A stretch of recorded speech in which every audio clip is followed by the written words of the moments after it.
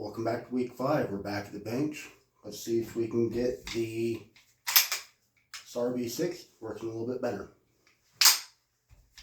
Okay, we're back. So, you have to forgive me.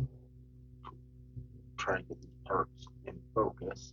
So, now we've got all the parts laid out the diagram. You can see just where we're rubbing and where we're not. If you notice here on the hammer notches, you actually have a good amount of contact all the way through. So I'm not going to do anything on these hammer notches here. I am going to polish this part out a little bit more. As we can see, our hammer on both sides could use some more polishing just to make it a little bit smoother, as well as that focus.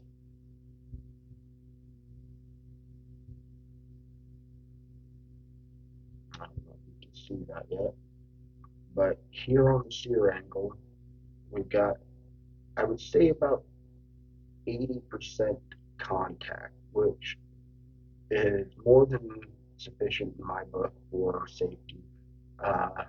We could take a little bit more off of it, and that will help just smoothing out the triggers. We might take a little bit off of that. The other parts we laid out just for fun, looks like the trigger bar, see if there's any, pardon the cat here, see if there's any excessive rubbing, and that looks pretty good. Also, some of the rail components, we do have some rubbing up in here. We could maybe take down a little bit, but all those look good. So, on the back house, the rails on that actually look great. So we're going to go ahead and go through, get all these parts polished and relapped, refitted, and we'll be back for the final part. Thank you for joining me. Okay, we're back. So now that we've gone through, polished up all those areas, and reassembled the firearm, as you can see, the firearm, it's clear. No magazine. So, general feel of the slide, we're not going to get it to one-hand rack. That's just to make sure that it's too small to slide, not enough mass, the spring's too heavy. And, you know, like that old internet meme, you're not that guy.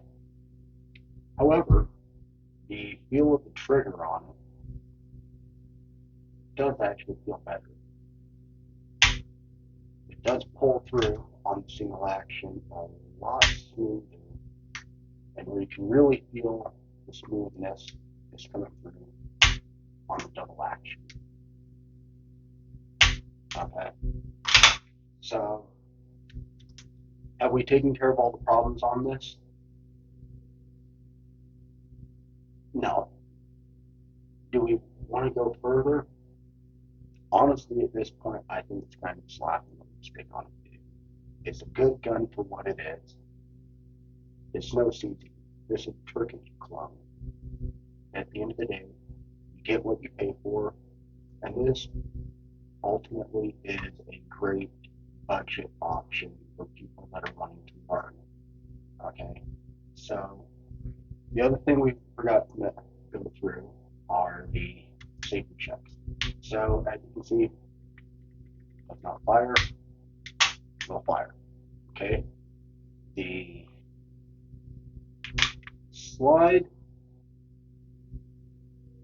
with that, really hard to do right here. Okay. Have a little bit of movement, so we're engaging the sear.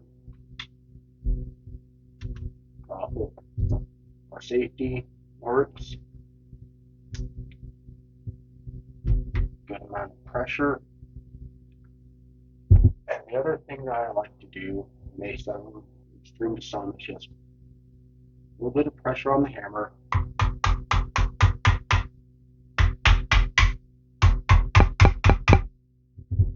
lightly tap with a small breadboard just to make sure. With that, we can go into our feeding and injection test. Feeds good.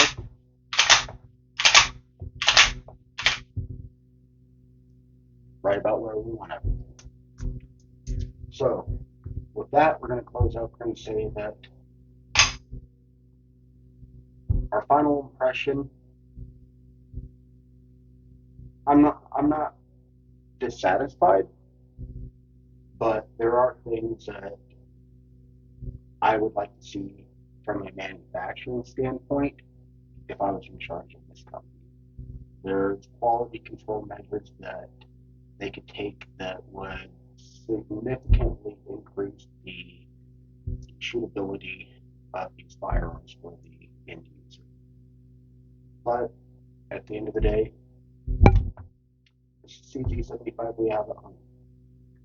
And with that, thank you for joining us for these 5 weeks. It's been a ride. We'll see you again.